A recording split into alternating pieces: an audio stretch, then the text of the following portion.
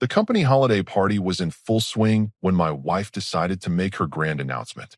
She slid her wedding ring off her finger right there at our table, held it up for everyone to see, and declared with a laugh that echoed across the room, "Look at me acting single tonight." The conversations around us stopped. My colleagues, their spouses, everyone within earshot turned to look. She was clearly enjoying the attention, the shocked expressions, the uncomfortable silence that followed. This wasn't just some playful comment. She meant it, and she wanted everyone to know it. I took a sip of my drink, set it down calmly, and looked her straight in the eye. "No need to act. You are single now." The color drained from her face for just a moment before she forced that fake smile back on. She thought I was bluffing, playing along with her little game. But I wasn't playing anything. The moment she removed that ring and announced her intentions to a room full of people who knew us both, she made her choice crystal clear. She stood up from our table, that ring still clutched in her hand like some kind of trophy, and immediately started working the room, flirting with my boss, laughing too loudly at every joke, touching arms, leaning in close during conversations. The whole performance was designed to humiliate me, to show everyone that she could do whatever she wanted while I just sat there and took it. But here's what she forgot about tonight's guest list. Her best friend was here too. I'd gotten her the job in our marketing department 6 months ago when she was unemployed and desperate. My wife had been against it from the start, claiming she didn't want to mix personal relationships with my work environment. But I knew the real reason for her objection. She'd always been suspicious of the way her friend looked at me, the way she found excuses to text me, the gratitude that went just a little too far. While my wife was busy making a spectacle of herself across the room, her friend appeared at my table. She looked genuinely concerned, almost embarrassed by what was happening. "I can't believe she's acting like this," she said, sliding into the chair next to mine. "You don't deserve this kind of treatment." I thanked her for the support, and we started talking, really talking, about work, about life, about how sometimes people show you exactly who they are when they think they have all the power.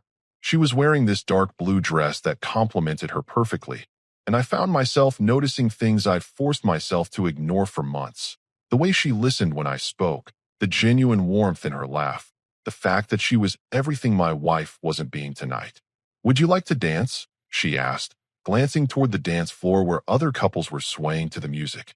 I looked across the room at my wife, who was now practically sitting on my boss's lap while he showed her something on his phone.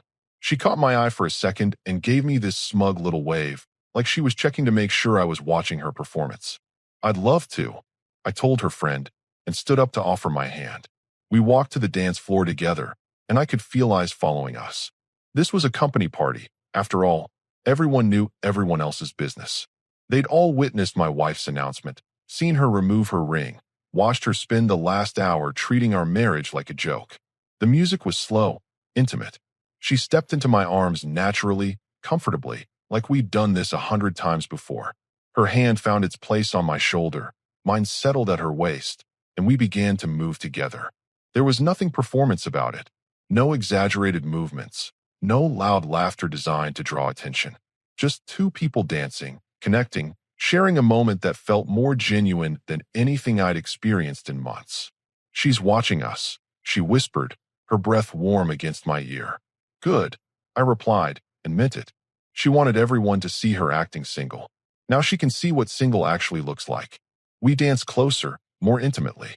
Her friend, who'd always been quietly beautiful, always been kind, always been everything my wife claimed to be but never actually was, relaxed completely in my arms. There were no games here, no manipulation, no attempts to hurt or humiliate. Just honesty, attraction, and the kind of connection that happens when two people finally stop pretending they don't feel what they feel. I could see my wife's reflection in the windows behind the bar. She'd stopped flirting entirely now, stopped laughing, stopped pretending to enjoy herself. She was staring at us with an expression I hadn't seen from her in years, pure, undiluted shock.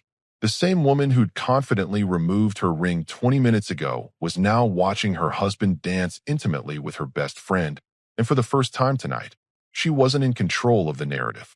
The song ended, but we didn't separate immediately. We stood there for a moment, still close, still connected, both of us understanding that something had fundamentally changed, not just between us, but in the entire dynamic of the evening. That's when the explosion happened.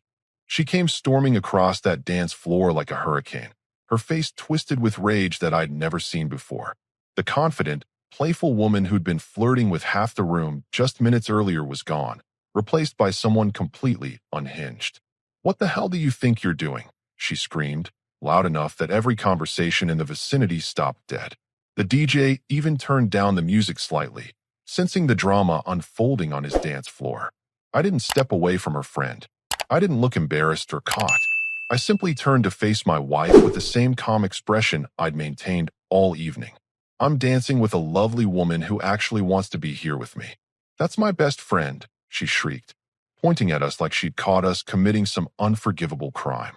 "And 20 minutes ago, you announced to this entire room that you were single," I replied evenly. "You removed your wedding ring in front of my colleagues, my boss, and everyone we know. You made it very clear that our marriage was over. So now I'm acting accordingly." Her friend stepped slightly behind me, not out of fear, but out of respect for what was clearly becoming a very public end to a marriage. She'd been nothing but appropriate all evening. It was my wife who'd created this entire situation. "I was just having fun," my wife shouted, her voice cracking slightly. "You know I didn't mean it." The crowd around us was growing larger. My boss and his wife had moved closer, along with several other colleagues and their spouses. This wasn't the kind of scene you could ignore or pretend wasn't happening. My wife had made sure of that with her grand announcement earlier. "Fun?" I asked, letting a slight edge creep into my voice for the first time all evening. "You called removing your wedding ring and announcing your single status to a room full of people fun? You spent the last hour flirting with every man here, including my boss, while I watched. That was your idea of fun." She opened her mouth to respond, but I wasn't finished. "You wanted everyone here to see you acting single. Congratulations, they did. They watched you disrespect our marriage, disrespect me, and make a spectacle of yourself. And now they're watching you realize that actions have consequences." My boss stepped forward then, clearly uncomfortable with the situation but feeling obligated to intervene. "Maybe we should all take a step back here," he suggested diplomatically. My wife whirled on him with that same fury. "This is between me and my husband. He's the one making a scene." I almost laughed at that. Almost.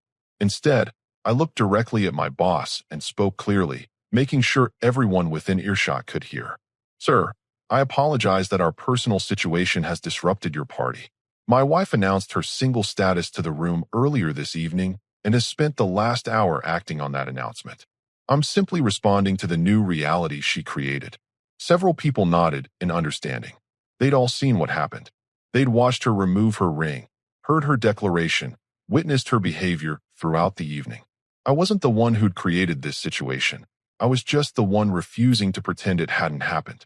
"You're twisting everything," she screamed, and now the tears were starting. The rage was giving way to panic as she began to realize that her little game hadn't gone the way she'd planned. "I never said I wanted a divorce." "You didn't have to," I replied calmly. "You showed everyone exactly what you wanted. You wanted to be single tonight. You wanted to act like our marriage didn't exist. You wanted to humiliate me in front of people I work with every day. Well, you got it." Her friend touched my arm gently, a small gesture that somehow conveyed both support and understanding.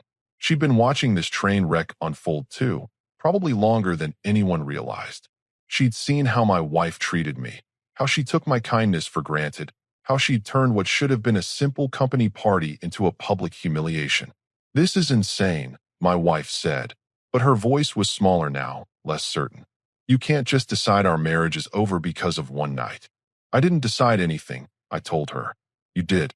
The moment you took off that ring and announced your intentions to this room, you made the decision for both of us. I'm just accepting it." She looked around desperately, as if hoping someone in the crowd would support her, tell me I was being unreasonable, convince me to forgive her little performance. But the faces looking back at her weren't sympathetic. They were uncomfortable, embarrassed for her, clearly wishing she would just stop making the scene worse. "Please," she whispered, and now the tears were flowing freely. "Can we just go home and talk about this privately?" I considered that for a moment, looking at her carefully. The woman who'd been so confident, so sure of her power over me just an hour ago, was now begging me to salvage what she'd publicly destroyed. The same woman who'd wanted an audience for her Declaration of Independence was now asking for privacy when she realized the consequences. There's nothing left to talk about, I said finally. You made yourself very clear tonight. In front of all these people, you showed everyone exactly how much our marriage means to you. I'm not going to pretend I didn't see it, and I'm not going to pretend it didn't happen. She reached for my hand then, but I stepped back slightly. Not dramatically, not cruelly, but definitively. The gesture was small, but in front of all those witnesses, it spoke volumes. I'll be staying at a hotel tonight, I announced, speaking to her, but loud enough that our audience understood the situation was concluded. We can discuss the practical details later. Her face went completely white at that. The finality of it, the public nature of it, the fact that I wasn't going to be drawn into a private argument where she could manipulate the narrative, it all hit her at once. You can't be serious, she breathed. But I was already walking away, her friend beside me, leaving my wife standing alone on that dance floor in front of everyone she'd tried so hard to impress just minutes before. I drove straight to the Marriott downtown, her friend following in her own car. We didn't plan it that way. It just made sense. She'd offered to help me get checked in, make sure I was okay after what had clearly been one of the most defining nights of my marriage. The hotel lobby was quiet at this hour, just the soft hum of late-night travelers and business people. As I signed the registration paperwork, my phone started buzzing. Text after text, call after call, all from her. I'm sorry. Please come home. We need to talk. You're being ridiculous. I can't believe you're doing this to us. I showed the messages to her friend as we sat in the lobby bar. She shook her head in disbelief. She still doesn't get it, does she? She thinks this is something you're doing to her. That was exactly right. Even now, even after everything that had happened tonight, my wife couldn't see that she'd created this situation entirely by herself. In her mind, I was the one being unreasonable. I was the one overreacting. I was the one destroying our marriage. She's always been like this, her friend said quietly, nursing the drink I'd bought her. Even back in college, everything was always someone else's fault. Every consequence was unfair. Every reaction was an overreaction. I'd suspected as much, but hearing it confirmed by someone who'd known her for over a decade was enlightening. You've been watching this for a while, haven't you? She nodded, looking almost guilty. I should have said something earlier. Should have warned you about what she was really like when she didn't get her way. But you seemed happy, and I thought maybe marriage had changed her. My phone rang again. This time I answered it. Thank God. My wife's voice came through, breathless and desperate. Where are you? I've been calling and calling. I told you I'd be at a hotel. Which hotel? I need to see you. We need to fix this. There's nothing to fix, I said calmly. You made your position very clear tonight. You're single, remember? That was your announcement. I was just being stupid. I was having too much to drink and showing off. You know I didn't mean it. Actually, I think you meant every word of it. The ring, the announcement, the flirting, the complete disrespect. That was all very deliberate. You wanted everyone to see that you could do whatever you wanted while I sat there and took it. Silence on the other end for a moment. Then, okay, maybe I was trying to make a point. Maybe I felt like you've been taking me for granted lately, and I wanted to shake things up. There it was. The truth finally coming out. This hadn't been some drunken mistake. It had been a calculated move designed to put me in my place, to show me who really held the power in our relationship. Well, congratulations, I told her. You definitely shook things up. Come home, she pleaded. We can work this out. We can go to counseling. We can fix whatever's broken between us. What's broken is your complete lack of respect for me and for our marriage. You don't fix that with a few therapy sessions. You don't undo what you did tonight by saying you're sorry. Her friend was watching me carefully as I spoke, nodding slightly in approval. She understood what my wife clearly didn't, that some lines, once crossed, change everything permanently. So what? You're just going to throw away 8 years of marriage because of one bad night? My wife asked, her voice getting sharper now, more accusatory. I'm not throwing anything away. You already did that when you took off your ring in front of everyone we know and announced that you were single. You threw it away when you spent an hour flirting with other men while your husband watched. You threw it away when you decided that humiliating me was more important than respecting our relationship. The line went quiet except for the sound of her crying. Part of me, a very small part, almost felt sorry for her. Almost. But then I remembered the look on her face when she'd made her announcement, the satisfaction she'd gotten from the shock and discomfort of everyone around us. The way she deliberately tried to hurt me in the most public way possible. I'll be contacting a lawyer tomorrow, I told her. A lawyer? The panic in her voice was real now. You can't be serious.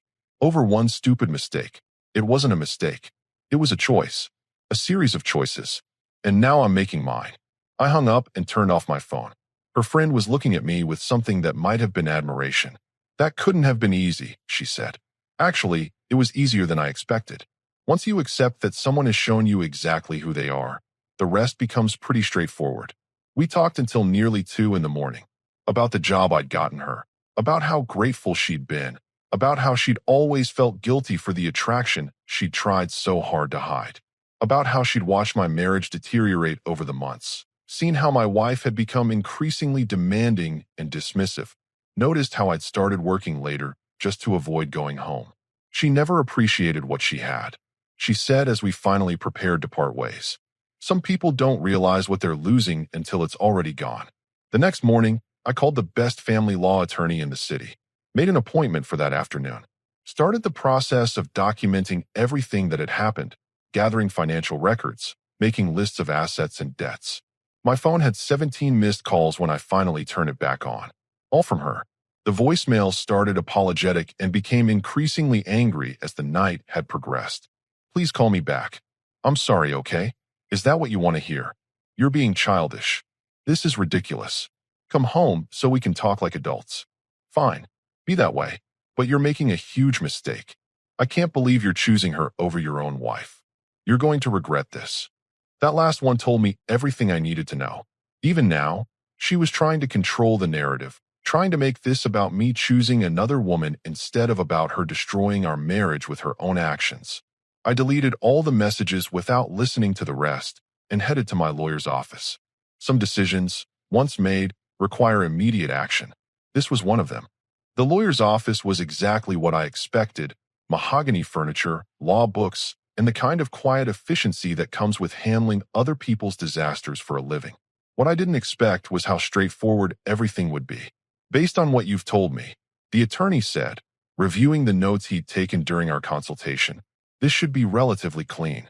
No children, assets acquired during marriage are fairly standard, and you have multiple witnesses to the incident that precipitated the separation. I'd given him the facts without embellishment. The party, the ring removal, the public announcement, the witnesses. He'd listened without judgment, occasionally asking clarifying questions about timelines and property ownership. How long have you been married? He asked. 8 years. But we don't own the house together. It was mine before we married, and her name was never added to the deed. He made another note.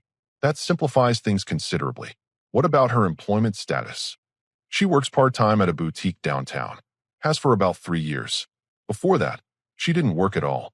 The lawyer nodded. We'll need to discuss potential spousal support, but given the circumstances and the length of employment, it shouldn't be excessive. My phone had been buzzing throughout the meeting. When we finished, I saw a text from numbers I didn't recognize, along with the usual barrage from her.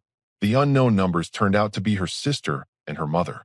Her sister, what the hell did you do to her? She's been crying all morning. Her mother, I don't know what happened between you two, but she's family. Don't throw away your marriage over some misunderstanding. I responded to both with the same message. Ask her what she announced to a room full of people last night. Ask her about the ring she removed. Then ask yourself if you'd stay married to someone who publicly humiliated you like that. Neither responded immediately, but an hour later, her sister called. Okay, I talked to her, she said without preamble. That was incredibly stupid of her. But people make mistakes. You've been married 8 years. Doesn't that count for something? It counted right up until she decided it didn't. Look, I understand you want to support your sister, but she made a choice last night. A very public choice. She can't unmake it just because she doesn't like the consequences. She says you were dancing with her best friend, that you humiliated her right back. I danced with a colleague after my wife announced she was single and spent an hour flirting with other men. If that humiliated her, she should have thought about that before she created the situation. Her sister was quiet for a moment. She's always been dramatic, even when we were kids. But this seems extreme, even for her. That was interesting. How do you mean? The public thing. Making such a big scene in front of people you have to work with. That's not like her. Usually her drama is more private. I thought about that. My wife had always been attention-seeking, but she was usually more careful about her image, more concerned with how she appeared to others. Last night had been different, more reckless, more destructive. Maybe that's exactly why I can't ignore it, I told her sister. If she's willing to go that far, there's something deeper going on here. By Tuesday afternoon, the calls from family members had stopped, but the workplace dynamics were interesting. Word had clearly gotten around about what happened at the party. My boss called me into his office first thing Monday morning. Look, I don't want to get involved in personal matters, he'd said, but I wanted you to know that what happened Friday night won't affect your position here. You handled a difficult situation with class. Several colleagues made similar comments throughout the week. It seemed that witnessing my wife's public meltdown had actually increased their respect for me, not damaged it. They'd seen how I'd responded under pressure, how I'd refused to be drawn into her drama, how I'd maintained my dignity even while my marriage was imploding in front of them. Her friend, my colleague, and I maintained appropriate professional distance at work, but the connection from that night was still there. We'd grab coffee occasionally, talk about work projects, normal interactions that felt remarkably healthy after years of walking on eggshells at home. Meanwhile, my wife's desperation was escalating. She'd started showing up at places she knew I'd be, the gym, the grocery store, the coffee shop near my office. Each time, she'd try a different approach. First came the tears and apologies. I was stupid. I was drunk. I didn't mean any of it. When that didn't work, she tried anger. You're being petty. You're throwing away our entire marriage over one night. Then came the bargaining. I'll quit my job. We can move somewhere new. Start fresh. And finally, the threats. You'll regret this. You think you're so much better than me, but you're not. Nobody's going to want a divorced man pushing 40. Each encounter reinforced my decision. This wasn't grief over losing our marriage. This was rage over losing control. She wasn't sorry about what she'd done. She was sorry about the consequences. The divorce papers were filed Wednesday morning. She was served Thursday afternoon at her job, which apparently created quite a scene at the boutique. Her manager called me directly. Sir, I don't know what's going on between you and your wife, but she's been completely unprofessional since Monday. Today, when she got those papers, she had a complete breakdown in front of customers. I had to send her home. I apologized for the disruption, but didn't offer any explanations. This was her mess to clean up, not mine. That evening, she showed up at my hotel. Somehow she'd figured out which one I was staying at. The front desk called my room to announce her arrival. Tell her I'm not available, I said. She says it's an emergency, sir. Says she's your wife. She was served divorce papers today. She knows exactly where we stand. I have nothing to discuss with her. But she didn't leave. She sat in the lobby for 3 hours, according to the desk clerk who called to update me periodically. Finally, security had to ask her to leave when she became disruptive, demanding they force me to come downstairs. The next morning brought a different kind of call. Her best friend, my colleague, sounded shaken. She came to my apartment last night, she said, around midnight. She was drunk and angry and saying horrible things about both of us. My neighbors complained about the noise. What kind of things? Accusations. About you and me. About how we planned this whole thing to humiliate her. She kept screaming that I was a terrible friend, that I'd betrayed her by dancing with you. I felt a surge of anger on her behalf. I'm sorry she dragged you into this. It's not your fault, but I think you should know she's not handling this well. At all. And she seems to be blaming everyone except herself. That was my wife in a nutshell. Even now, even faced with divorce papers and the complete collapse of her marriage, she couldn't accept that her own actions had caused this situation. It had to be someone else's fault. Mine for overreacting, her friends for being available to dance with, the alcohols for making her do stupid things. Everyone's fault except her own. The reality of divorce proceedings hit her like a freight train.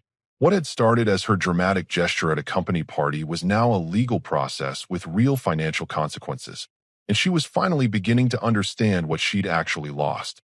Her lawyer had clearly explained the situation to her in terms she couldn't ignore. The house she'd been living in for 8 years? Mine, purchased before marriage, her name never on the deed. The retirement accounts she'd assumed were half hers, mostly accumulated before we met. The car she drove? In my name, payments made from my account. The phone call came on a Friday, 2 weeks after she'd been served.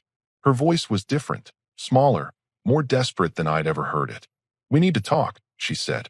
Not about getting back together. About the settlement. Your lawyer can talk to my lawyer. That's what they're for. Please, just give me 5 minutes. There are things I need to explain. Against my better judgment, I agreed to meet her at a neutral location, a coffee shop downtown, public enough that she couldn't make a scene. She looked terrible.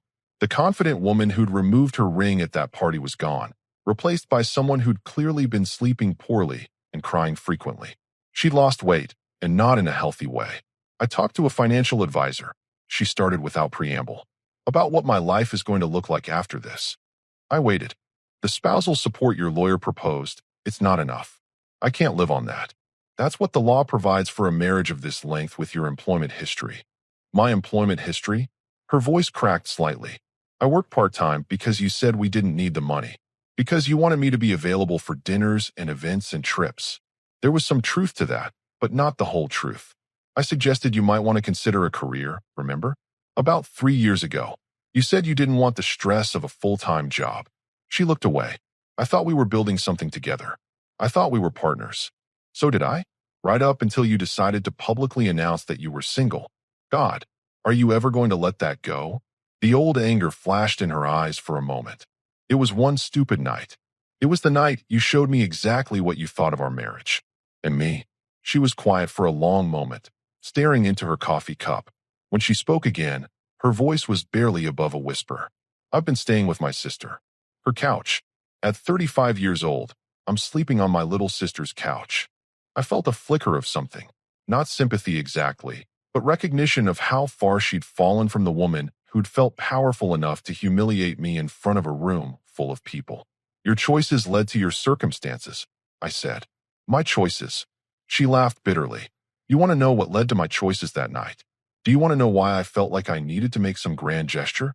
I raised an eyebrow but didn't respond. You'd been pulling away for months. Coming home later, working more weekends, barely talking to me except about schedules and bills. I felt like I was married to a roommate who tolerated me. So you decided the solution was to humiliate both of us publicly? I decided the solution was to see if you still cared enough to fight for me, to see if there was anything left worth saving. I stared at her. You announced you were single and flirted with other men to see if I cared. I wanted to shake you up, make you realize what you had before you lost it. The logic was so twisted, so completely backwards, that I almost didn't know how to respond. You wanted to save our marriage by ending it. I wanted to save our marriage by making you remember why you married me in the first place. What I remembered that night is exactly why I'm divorcing you now. You're manipulative. You create drama to get attention. You hurt people to make yourself feel powerful. And when it backfires, you blame everyone else. She flinched like I'd slapped her. That's not who I am. That's exactly who you are. That's who you've always been. I just finally stopped making excuses for it. Tears were starting now, real ones, not the manipulative crying she'd used in previous attempts to change my mind. So there's really nothing I can do? Nothing I can say. You could start by taking responsibility for what you did instead of trying to justify it. But even then, no. Some things can't be undone. I lost my job today, she said quietly. That got my attention. What happened? They said my personal issues were affecting my work performance. That the scene when I was served papers was the final straw. She wiped her eyes with the back of her hand. So now I have no husband, no job, and I'm sleeping on my sister's couch. I should have felt vindicated. This was exactly the kind of consequence she'd never considered when she was busy showing off for an audience. But mostly I just felt tired. I'm sorry it's worked out this way, I said, and meant it. But you created this situation. Every single piece of it. I know, she whispered. I know I did. It was the first time she'd admitted actual responsibility without trying to qualify it or shift blame. Too little, too late, but still. The settlement stands as proposed, I told her. It's fair under the law, which is the only standard that matters now. She nodded, not looking up from her coffee cup. Will you at least tell me one thing? About her. Your colleague. I waited. Are you happy? The question surprised me. I thought about it honestly. I'm happier than I've been in a long time. Not because of her specifically, but because I'm not walking around wondering when the next explosion is going to happen. I'm not trying to manage someone else's emotions or clean up their messes. I can just exist. She absorbed that for a moment. She's lucky.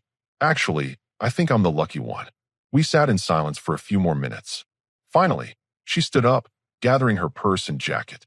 I'll tell my lawyer to accept the settlement, she said. I don't have much choice at this point.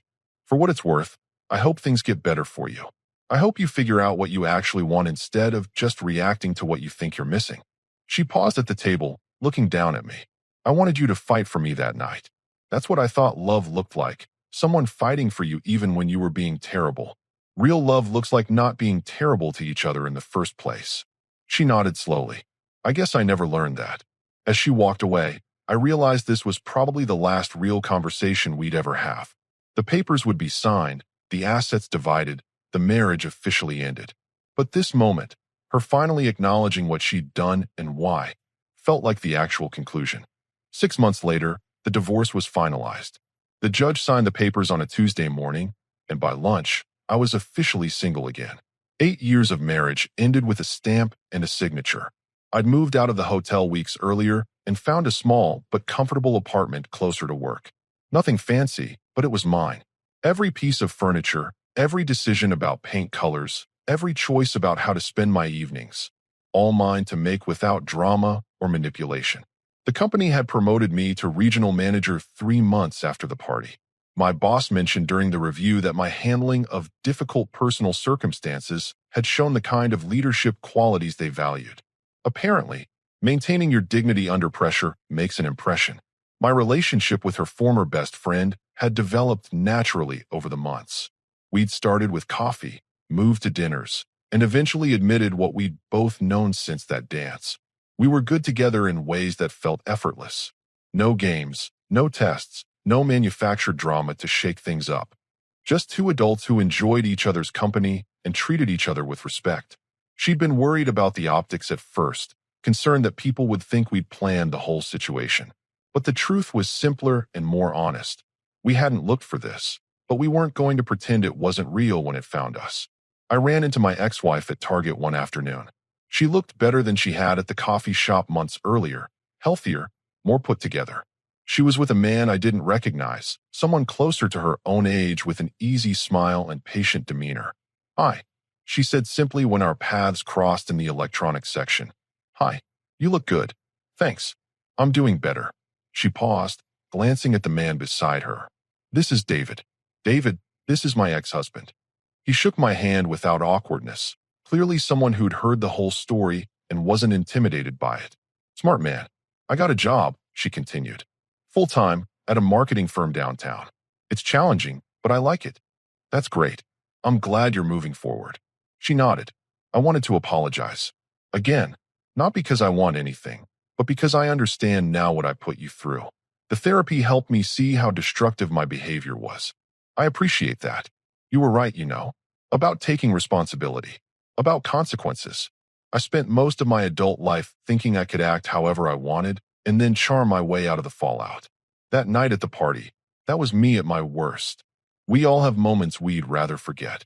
The difference is most people don't destroy their marriages in front of an audience, she said with a slight smile that held no malice. But I learned from it. Finally, David put his hand on her shoulder, a gentle gesture that spoke of patience and support. She'd found someone who could handle her dramatic tendencies without enabling them. I should let you go, she said. But I'm genuinely happy you found someone who appreciates you properly. She always did, even when I was too selfish to see it. As they walked away together, I realized I felt something I hadn't expected, closure. Not forgiveness exactly, but acceptance that we'd both learned what we needed to learn from the experience. My phone buzzed with a text from my girlfriend asking if I wanted to try that new restaurant downtown. Simple question, no hidden agenda, no test to see how I'd respond. Sounds perfect, I texted back.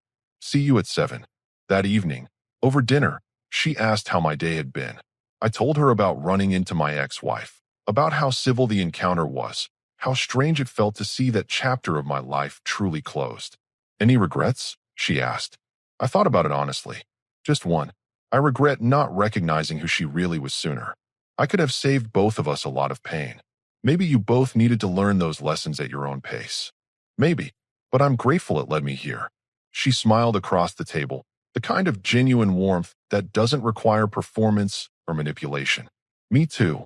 Some people spend their whole lives accepting treatment they don't deserve, making excuses for behavior that shouldn't be excused, staying in situations that diminish them. That night at the company party, watching my wife remove her ring and announce her independence, I could have chosen to be one of those people. Instead, I chose to believe I deserved better. And it turned out I was right.